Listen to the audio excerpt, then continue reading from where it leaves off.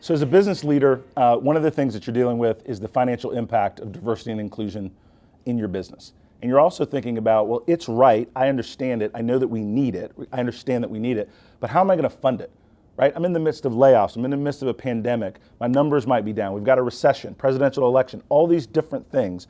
So how do I make diversity and inclusion a top line must-have item, right, in my business today? It's a fair question. Basically the ROI of D&I. Let's think about recruiting. Let's just say, for example, you're in a company and you have to sell a product, which most of us do, product or service, some type of offering. And let's say the sales organization in your company has salespeople and they carry $1 million quota, a $5 million quota, a $10 million quota, depending on what you're trying to sell. And let's say that top candidate is from an underrepresented group and you're trying to recruit that candidate. And let's say that your recruiters don't understand the language of inclusivity and turn that candidate off. Let's say that top flight candidate goes to your website and not only do they see only middle-aged white men in your executive ranks, but when they go to your social media, when they go to your press kit, when they think in Google anything on the company, no one looks like them. They don't see programming about employee resource groups or business resource groups. They don't see a broadening of your recruiting tent, and you miss out on those rock stars. Think about missing out on 4 or 5 of those rock stars in sales per year that are carrying a $5 million quota. And now let's rethink why the ROI of D&I makes sense.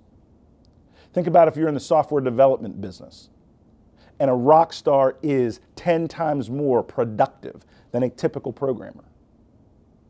Think about if you're in marketing and the demographic of your clients and your customers that are buying your products is changing.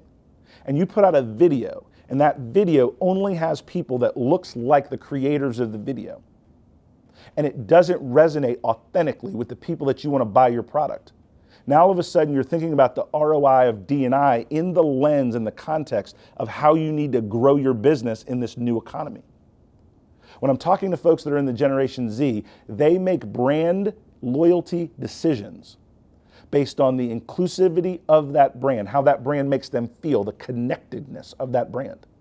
And so if you don't think about D&I outside of just the feel good, but the economic, outside of the emotive, but how it affects your bottom line P&L, then I think you're missing the boat. It is not a function that can wait till times are better. It's a function that will drive things to be better. If you're in the creative space and you have to have powerful ideas, then diversity of thought is just as powerful a reason to make sure that you have and grow a diverse team. When you think about the ROI of D&I, you need to think about, my recommendation, you need to think about the business impacts and what you're losing by not being forcefully forward in this programming, and the opportunity costs are huge. My advice, my hope, is that when you're thinking about D&I programming, it is beyond an HR initiative that just checks the box, but a business initiative where multicultural mindset becomes an extension of your corporate brand.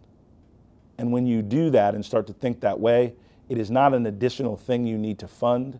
It is a part of the funding of everything you do, because it's that important to have D&I at the tip of the spear of your mindset and your thinking so that you can win in the new economy.